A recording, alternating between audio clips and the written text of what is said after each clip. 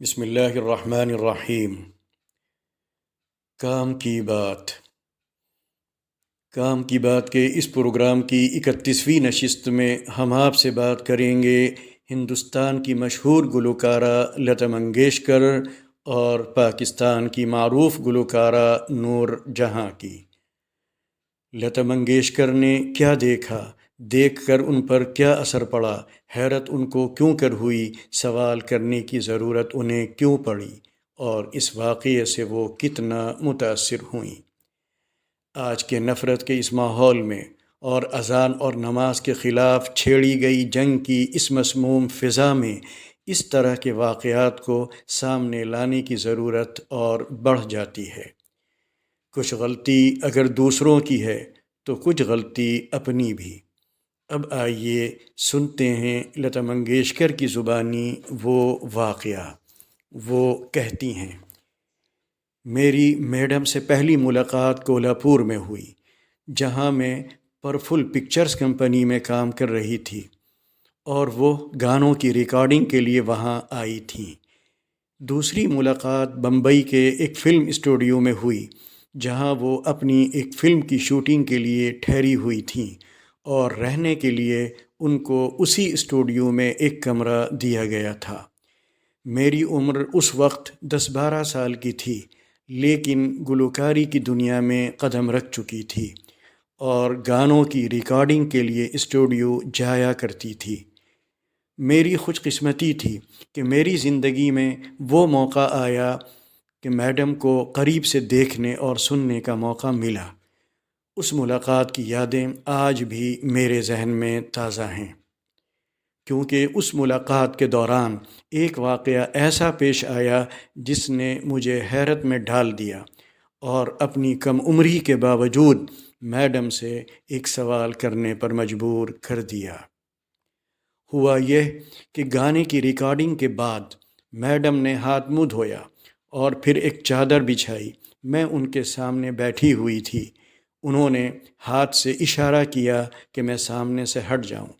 میں ان کے کہنے پر کچھ کھسک کر بیٹھ گئی۔ میرے ہٹنے کے بعد وہ کھڑی ہوئیں اور نماز پڑھنے لگیں۔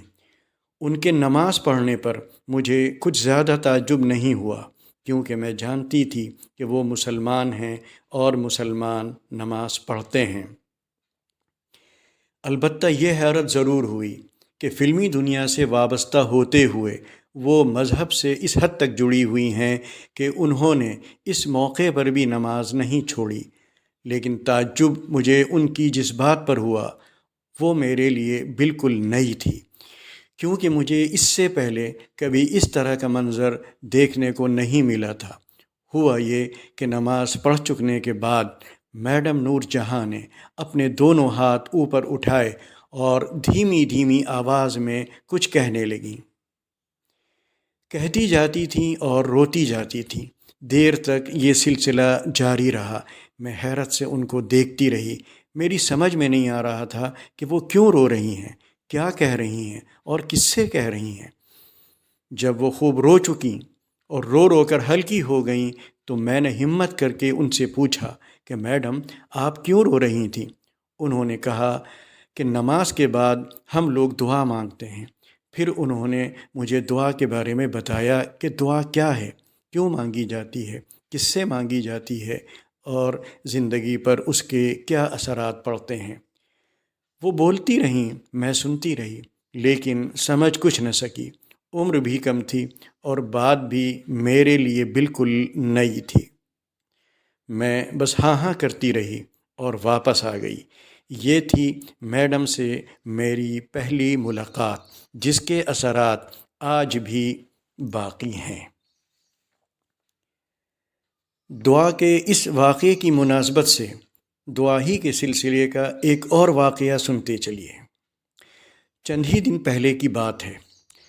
رمضان کی 27ویں رات کی دعا میں شریک ہو کر ایک جم غفیر جب یہاں سے نکلا اور ہندو بھائیوں کے محلوں سے گزرتا ہوا آگے بڑھا، مجمع کا یہ عالم اور رات کے 3 بجے کا یہ وقت، کچھ ہی دیر گزری تھی کہ پولیس کی 2 گاڑیاں سائرن بجاتی ہوئی پہنچ گئیں۔ اور آتے ہی انہوں نے سوالات شروع کر دیے کہ یہ سب کیوں آئے تھے، کہاں سے آئے تھے، کیا کرنے آئے تھے، رات میں یہاں کیا ہوتا ہے، پوری رات یہاں کیوں جگا جاتا ہے۔ ان کو بتایا گیا کہ آج رمضان کی 27ویں رات ہے، اور اس رات کو ہم لوگوں کے یہاں دعا کا خاص اہتمام کیا جاتا ہے، اور یہ پوری رات مسلمان عبادت میں گزارنے کی کوشش کرتے ہیں، اور یہ دعا صرف اپنے لیے نہیں مانگی جاتی بلکہ سب کے لیے مانگی جاتی ہے، ہر ضرورت مند، ہر پریشان حال اور ہر مصیبت زدہ کے لیے۔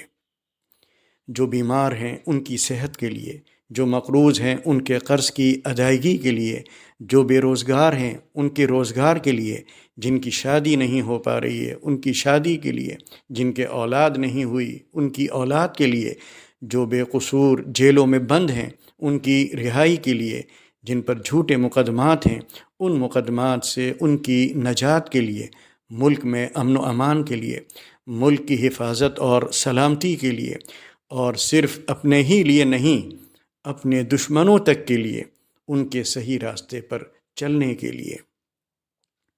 اتنے میں بھائی عبد المحیط پرتاپ گڑھی آ گئے، اور انہوں نے اپنے مخصوص انداز میں پولیس والوں سے کہا کہ آپ لوگ بڑے بھاگشالی ہیں کہ آج کی رات اوپر والے نے آپ کو یہاں بھیج دیا اور آپ کو کچھ وقت گزارنے کا یہاں موقع مل گیا۔ آپ آئے تو تھے انکوائری کے لیے، لیکن جائیں گے یہاں سے دعاؤں کی برکتیں لے کر۔ پولیس والوں پر اس گفتگو اور خاص طور پر دعا کے اس تعارف کا بڑا اچھا اثر پڑا، اور وہ صرف مطمئن ہو کر نہیں بلکہ متاثر ہو کر یہاں سے واپس گئے۔ دین سے متعلق چیزوں کے تعارف کے اس طرح کے مواقع ہماری زندگی میں آتے رہتے ہیں، لیکن افسوس ہم ان سے وہ فائدہ نہیں اٹھا پاتے جو ہمیں اٹھانا چاہیے۔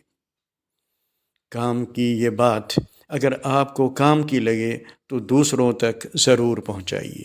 اللہ حافظ۔